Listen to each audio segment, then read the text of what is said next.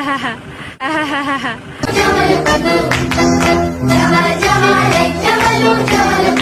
रात में जो मजा है मजा ये मुझ में नया है।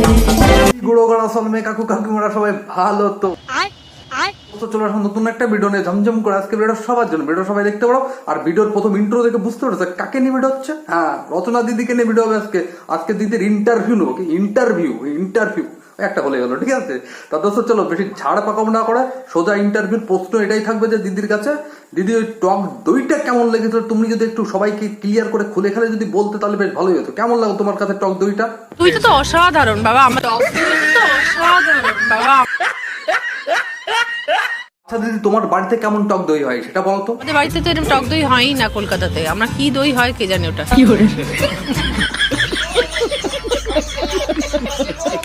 আচ্ছা দিদি, টক দইটা তোমার কাছে খুব ভালোই লাগলো তাই তো? দারুণ দারুণ দারুণ দারুণ।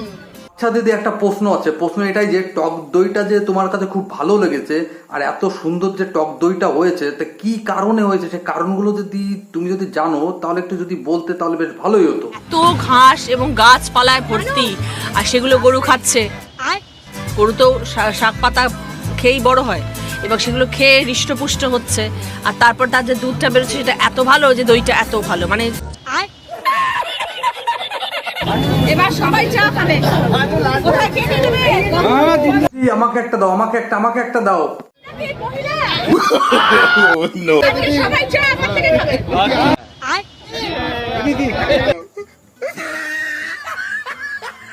দিদি চাটা খুবই ভালো হয়েছে দিদি।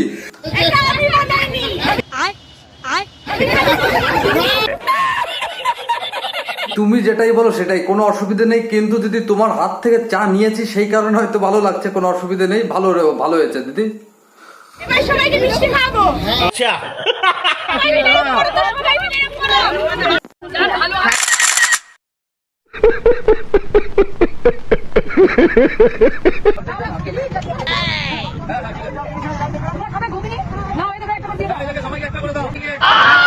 দিদি তোমার কাছে ঘুগনিটা কেমন লাগলো? দারুণ, আমার বাড়ি থেকে অনেক ভালো। দিদি তুমি একা একা ঘুগনি খাচ্ছ, তুমি কিন্তু দিদি আমাকে দিচ্ছ না, ভাইকে একটু দিতে হয় দিদি। না সবাইকে দিয়েই খাচ্ছ?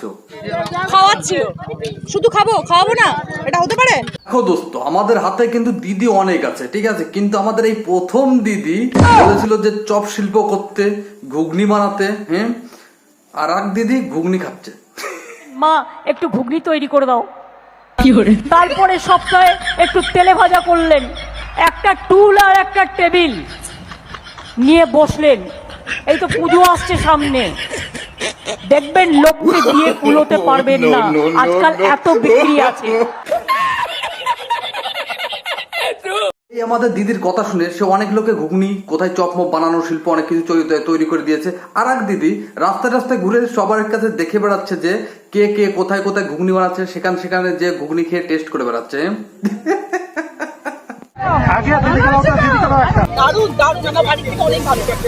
তো এইভাবেই তো আমাদের ওয়েস্ট বেঙ্গল উন্নতি হবে দোস্ত। হ্যাঁ, এই কুড়োগাড়া চলবে, তালি দাও। আচ্ছা দিদি, তাহলে তুমি একটা কথা বলো তো, হুগলি জেলার আর কি কি ভালো লাগলো তোমার?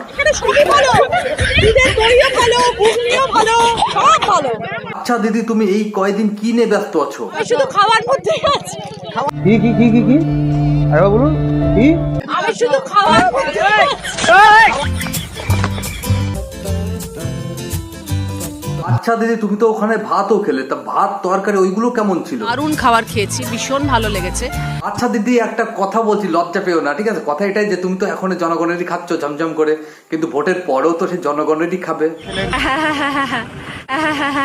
কাজটা কিন্তু দিদি তুমি ঠিক করছো না, ঠিক তো? এই গরমে যে তুমি রাস্তাতে ঘুরছো আর প্রচার করছো, এই দেখো আমি ভিডিও বানাতে যেতে সাথে ঘেমে যাচ্ছে, কিন্তু তোমার কি গরম টরম লাগছে না নাকি? গরম লাগছে ঠিকই, ওই আর কি খাওয়া দাওয়া ঠিকঠাক করছি, একটু কন্ট্রোল করছি, একটু ডাবের জল খাচ্ছি।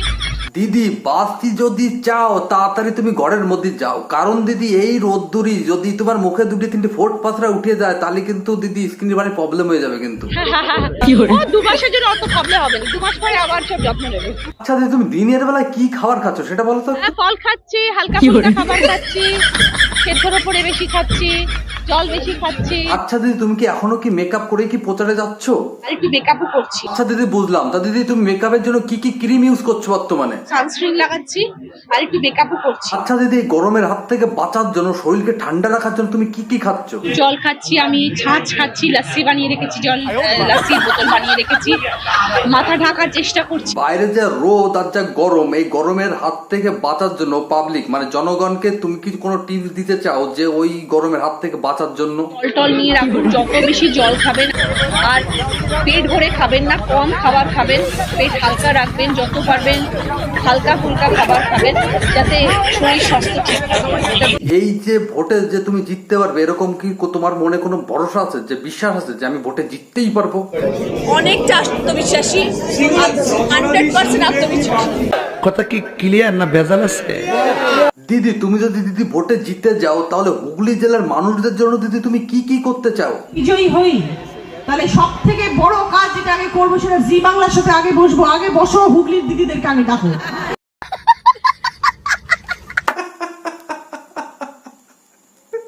সুন্দর বিচার দিদি, সুন্দর বিচার। দিদি, এই লোকসভা নির্বাচনে তুমি যে হুগলির একটা এমপি প্রার্থী হিসেবে দাঁড়িয়েছো, তা দিদি হুগলি জেলার আশেপাশে ঘুরে পো করে ঘুরে তুমি কি কি দেখতে পেলে, সেগুলো যদি দিদি একটু বলতে তাহলে বেশ ভালোই হতো।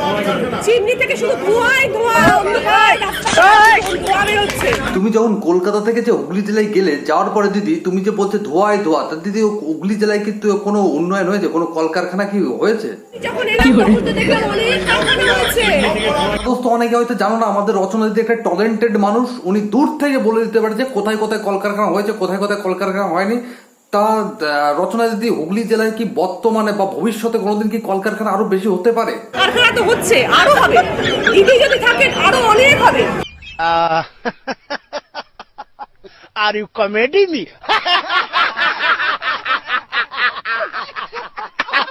আচ্ছা দিদি, তুমি একটা কথা বলো, তুমি কার পাশে দাঁড়াতে চাও? জনগণের পাশে দাঁড়াতে চাও না দিদির পাশে দাঁড়াতে চাও? আমি দিদির সাথে আছি, আমি দিদির পাশে আছি।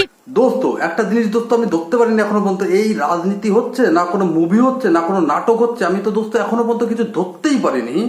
তা দোস্ত, এরা নায়ক নায়িকারা এরা এরকম ভাবে যে কষ্ট করছে, এরা মুভিতেও মনে হয় দোস্ত এরকম কষ্ট করি নাই, যে যেরকম ভাবে রাজনীতির মধ্যে সেটা কষ্ট করছে, রোদ দূরের মধ্যে প্রচার করছে, কোথায় এই ঘুগনি টেস্ট করে বেড়াচ্ছে, কোথায় সর্ষে কাটতে যাচ্ছে, কোথায় ধান কাটতে যাচ্ছে, কেউ আবার টুকটুকি চালাচ্ছে। মানে এসব কি হচ্ছে দোস্ত? কেউ লোকের বাড়িতে খেয়ে দিয়ে বলছে ভীষণ ভালো সুন্দর খাবার, আবার একজন বলছে সালা দই ভালো লেগেছে। এসব কি দোস্ত? আমি তো কিছুই ধরতে পারছি না। তোমরা যদি দোস্ত একটু ধরতে পারো তাহলে আমাকে একটু বলতে পারো। কথা কি ক্লিয়ার না ভেজাল আছে? দোস্ত, এখানে একটা কথা আছে, এই ভোট হয়ে যাওয়ার পরে এই হিরো হিরোইনদের নাটক অভিনয় সব মানে সব শেষ, ঠিক আছে? এদেরকে আর খুঁজে কিন্তু পাবা না কেউ। পরে কি করবে, মাথায় সবাইকে একটা সাদা টুপি পরিয়ে ওরা চলে যাবে নিজেদের বাড়িতে, যে এসি রুমে আরামসে ঘুমাবে, কিন্তু তাদেরকে আর কখনোই খুঁজে কিন্তু তোমরা কেউ পাবেই না। ঠিক বলেছো।